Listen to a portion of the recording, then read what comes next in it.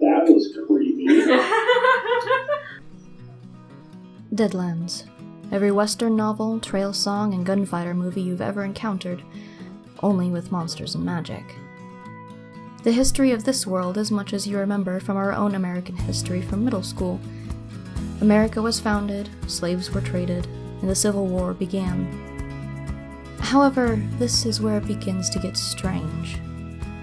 In this alternate history, the war never stopped.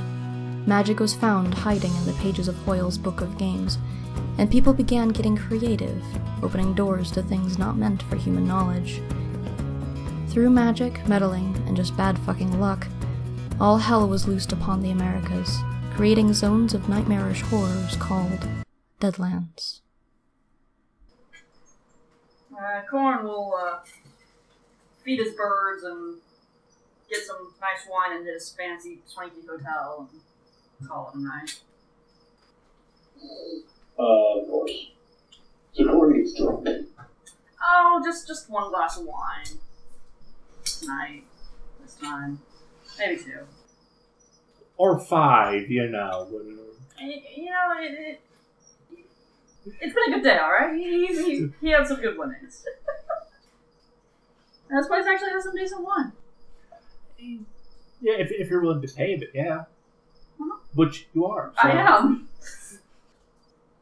Besides, Okay. he's going to some podunk little town in the middle of nowhere. Who knows when he'll be able to get good wine again. He makes me so happy.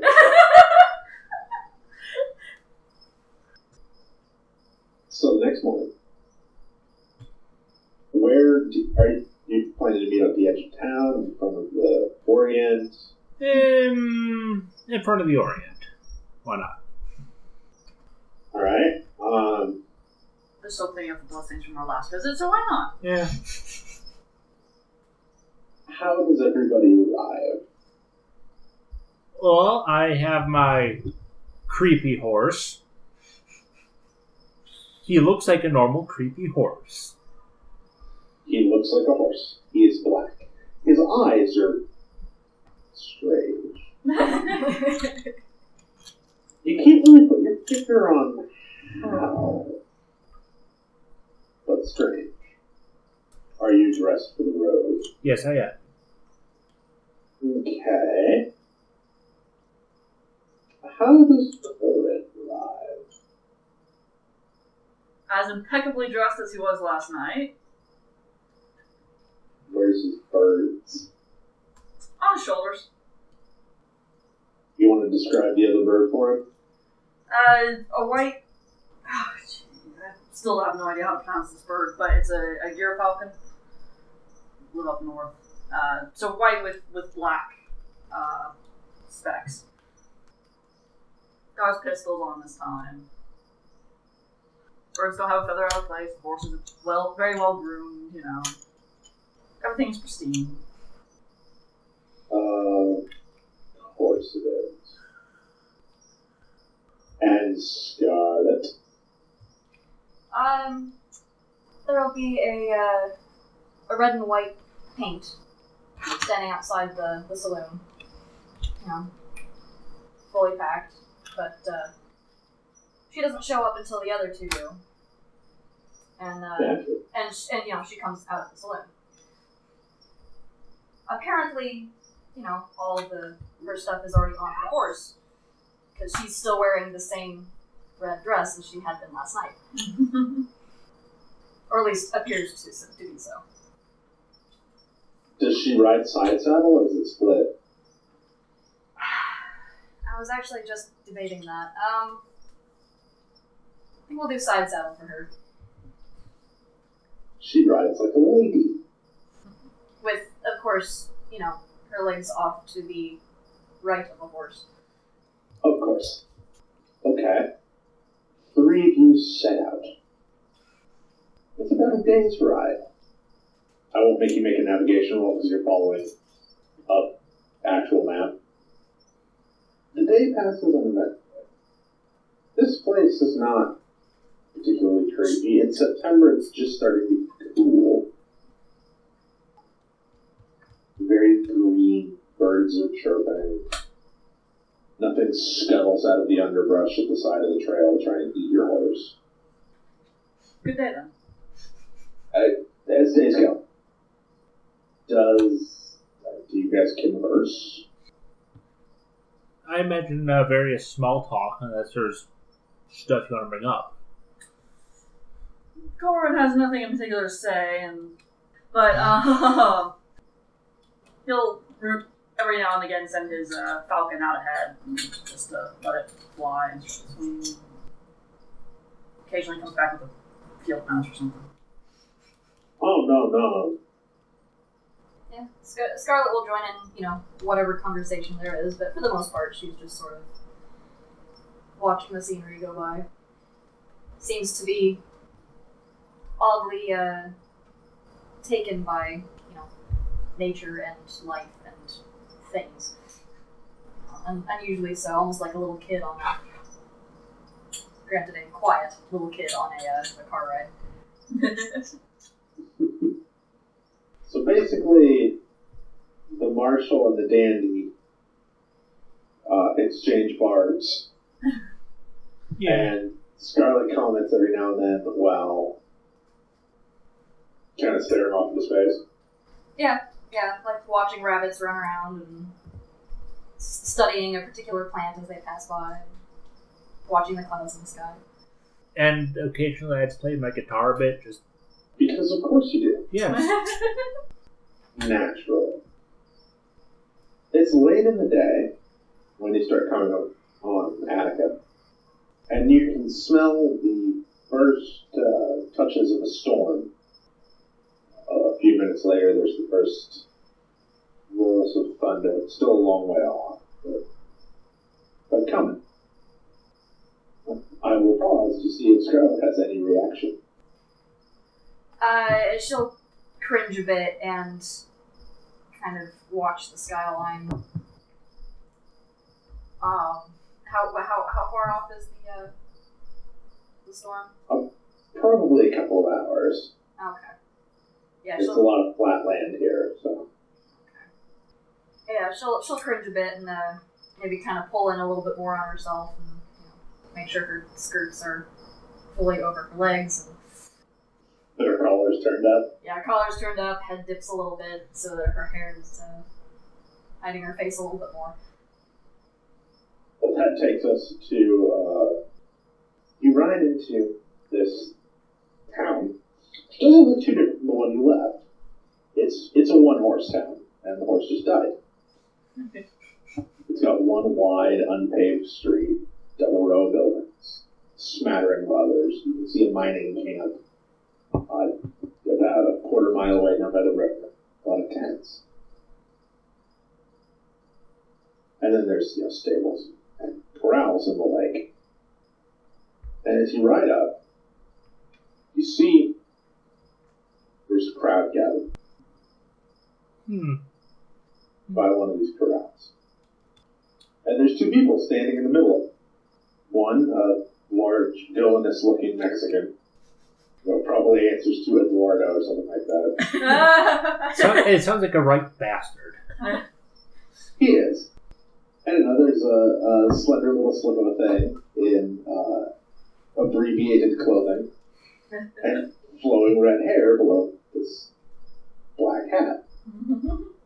It's a nice hat. Black, pretty silver band. Can't miss that hat. And you're still 100, 150 yards away.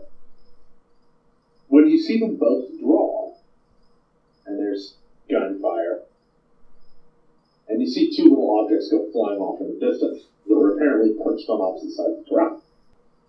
And you're kind of cantering up, and there's an argument of some sort going. And all the townsfolk are kind of talking amongst themselves. And these two gunslingers are facing each other down, and many words are being exchanged.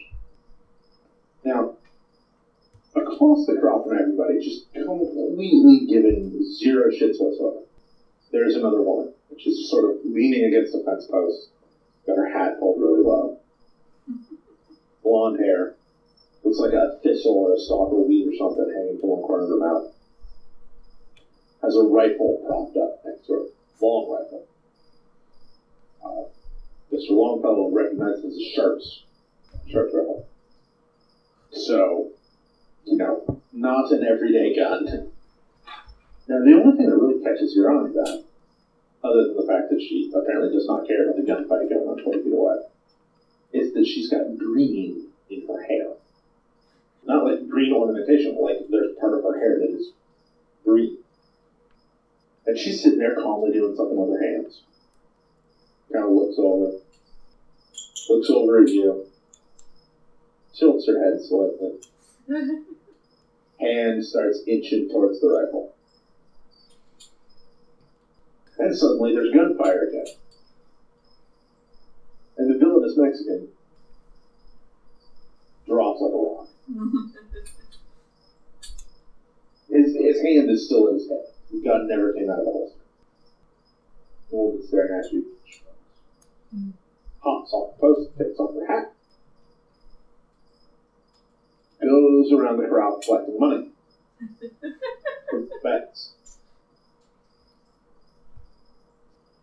And then as you ride out, the crowd disperses and these two kind of walk off into town. And as they go, you know that this has to be the woman you're after.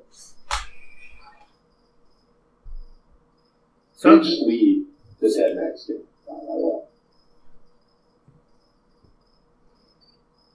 Don't take his share. Don't go through his stuff. Just dead. Right there. You can go investigate him if you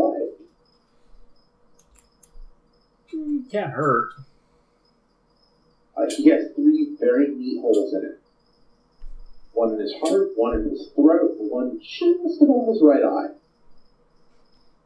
Smallish holes. These are 32 and 38. Not 35 for you. Do you roll them over? Yeah. Fist-sized in the back. Hollow points. Fast, hollow points. Cold lightning, maybe a cold thunder. A hefty piece of kit. Oh, yeah. Alright, so there's 3 of you. You found a dead Mexican. Oh, good. A dead Mexican. And the gunslinger and her bookmaker are just walking on. I reckon I'd want to be talking to them. Hey, Abraham. Yes. Did you take any steps to cover the fact that you smell like a zombie?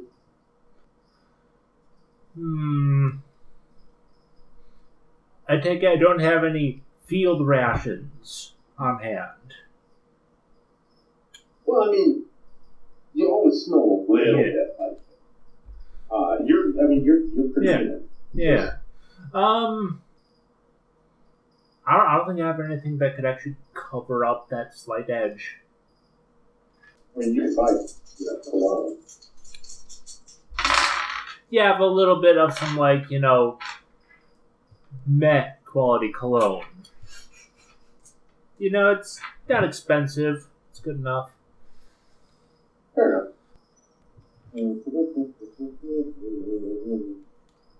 Okay, your secret is apparently safe.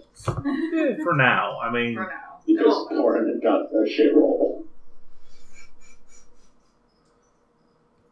Till eventually you guys see me, eat a dude. Oh, that's not normal. That was my husband, you monster!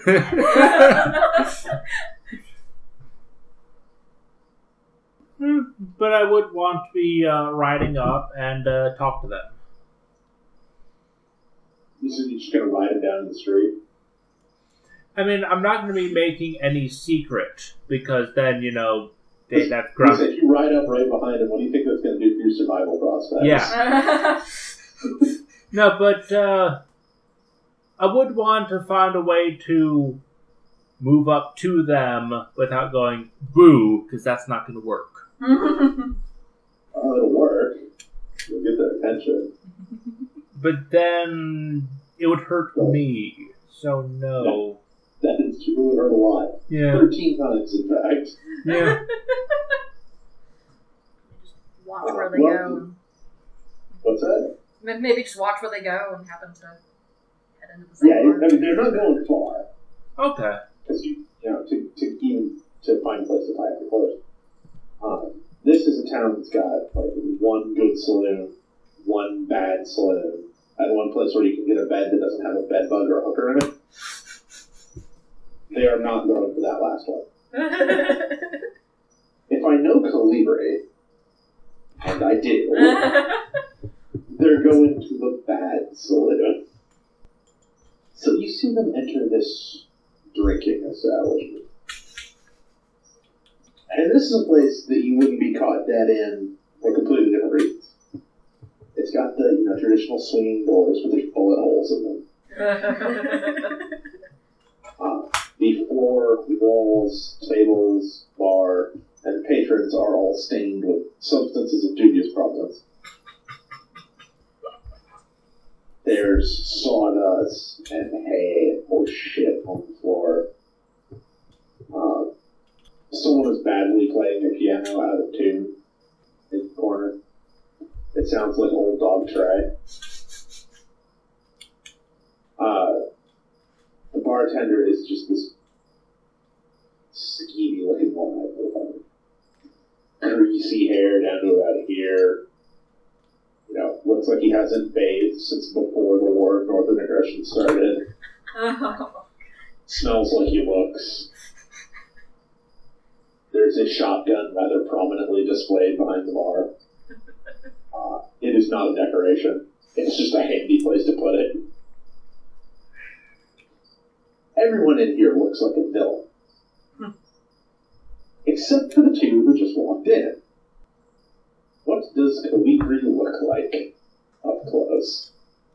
Well, she's pretty. Not quite as pretty as Scarlett, but still quite good looking. To Corin especially, will probably notice the finer boned, finer skin of the upper crust. But she doesn't really act it. Kind of has a devil-may-care way about her, the way she moves, the way she stands. Red hair out to bottom of her shoulder blades. Duster, riding pants, boots.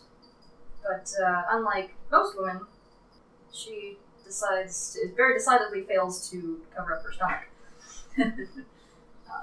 She has a rather small vest and a white blouse that has apparently been cut off. And of course, the hat.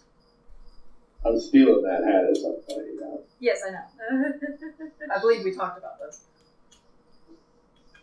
Sure do miss that hat. Ian, you've seen Silverado, haven't you? Yes. She has Peyton's hat. I approve. She even has ivory-handled Colts. Ooh. The bay's outside. But yeah, currently she is at the bar ordering drinks for her friend. Yes, her friend, up close, is in a very practical duster in gray leather.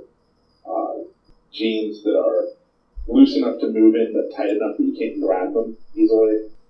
Boots, gray hat. She has ditched the Sharp's rifle somewhere between the corral and here.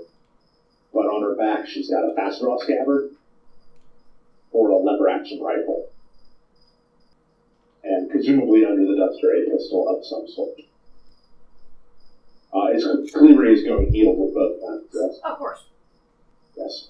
The attractive redhead has the peculiar low-slung gunslinger's holsters on both heads.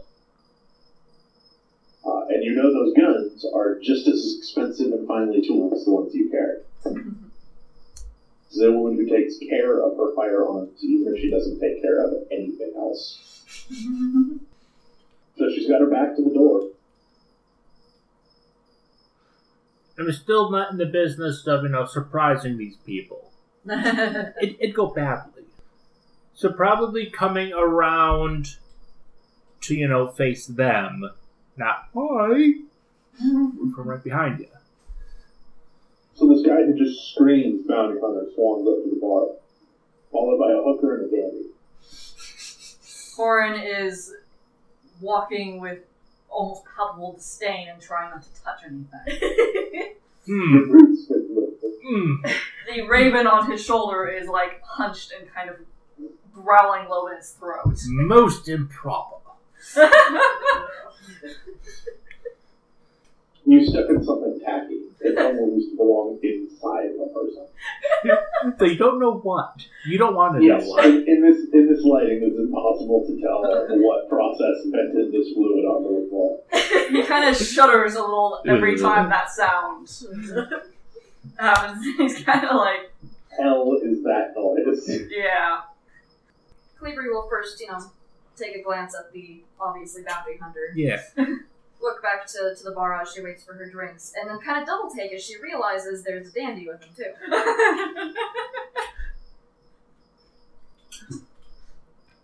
If you looked up Confederate in a dictionary, you'd find the dandy.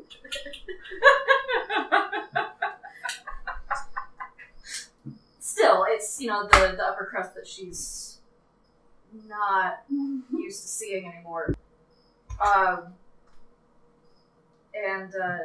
So that, that gives her pause, and her usual jovial, plastered-on smile is, wavers a little bit.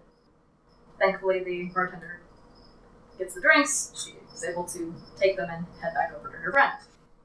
Mouse, upon receiving her drink, is very careful not to spill it. She looks like she's afraid it will burn a hole in whatever it hits. To Corin's rather acute nose, it smells like a combination of paint thinner and sweating jelly night. He takes out his perfumed handkerchief and kind of covers his mouth with it a little. Mouse is just waiting for something to go wrong. Meanwhile, Cleavery boots the guy off of the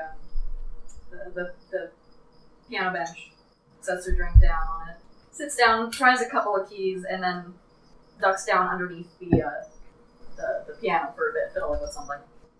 Everyone gets a lovely view of Calibri's posterior and details of her expensive special import underwear.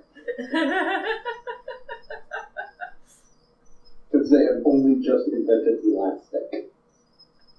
Actually, Corin would probably recognize them.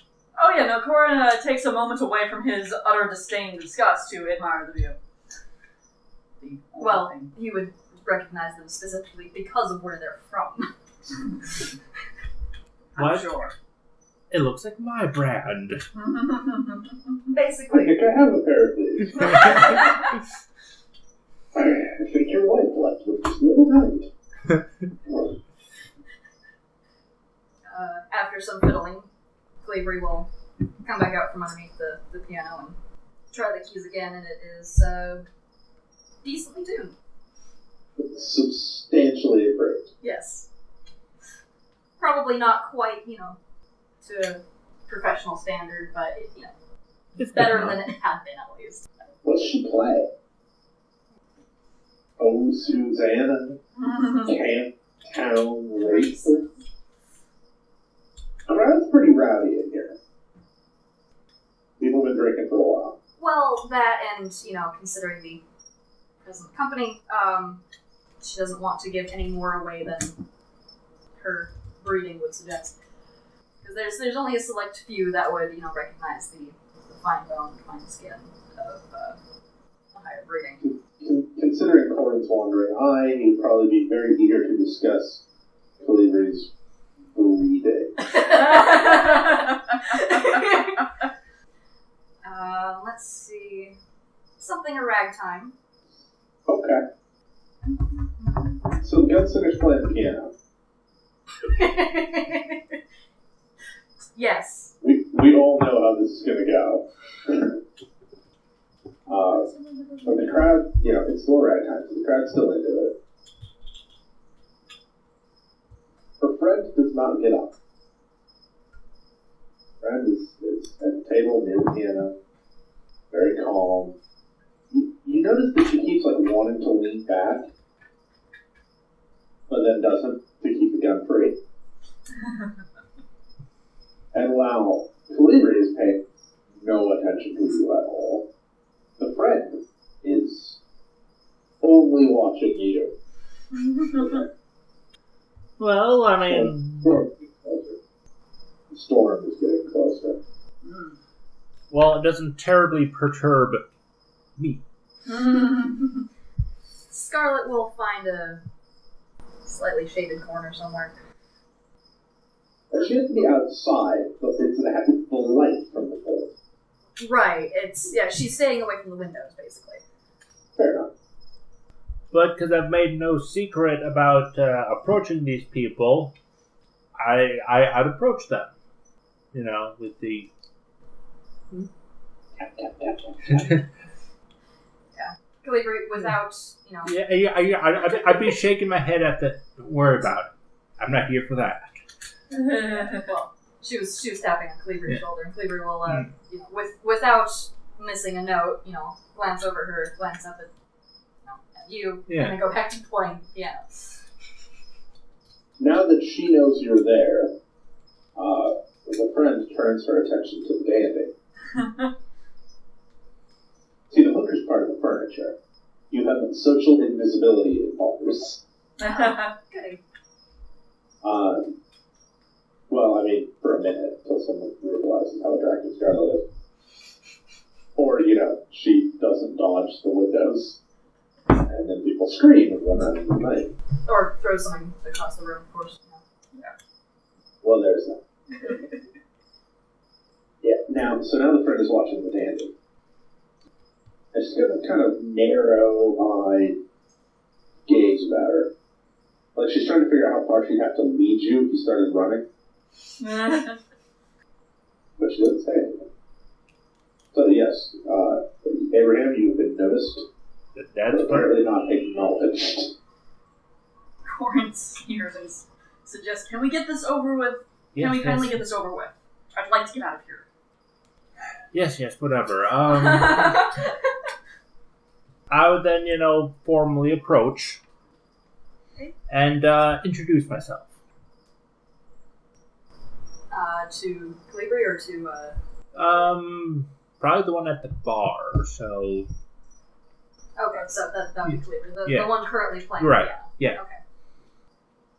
Do you lead with your name? Yeah. Roll current affairs people. Well, the other question... The other question would be, does she know about her family's change of events? No. So then she probably wouldn't have been looking out for that. No. Not entirely. I mean, the combination's kind of, Weird in many a weird... You did just shoot a man in broad daylight. Yeah. There's that. But yes, if you want to know about Longfellow here, you can roll for it. You're rolling against a 17. 13. Okay. You've heard his name a bit. Reasonably good gunfighter. One of those bounty hunters with a reputation for dogged persistence. Like, to the point of destruction. He's kind of like a, some sort of horrible boogeyman. He doesn't actually ever get any faster. It's just that no matter what you do, he seems to get closer every time you look for him. He's basically that, the person. So, also builds coffins and guns. Last you heard, though, he was in Baker City. Hey, what's he doing out here? right. So she'll look up at you and addressing you. Yeah. But hands are still Oh, flying. yeah, clear. Oh, I've heard of you. What are you doing down here? I'm recruiting for a job. See her shoulders kind of relax a little bit. Oh, what kind of job? An eventful job. Uh-huh. It's not a lie. I was thinking more along the lines of Hey Jude.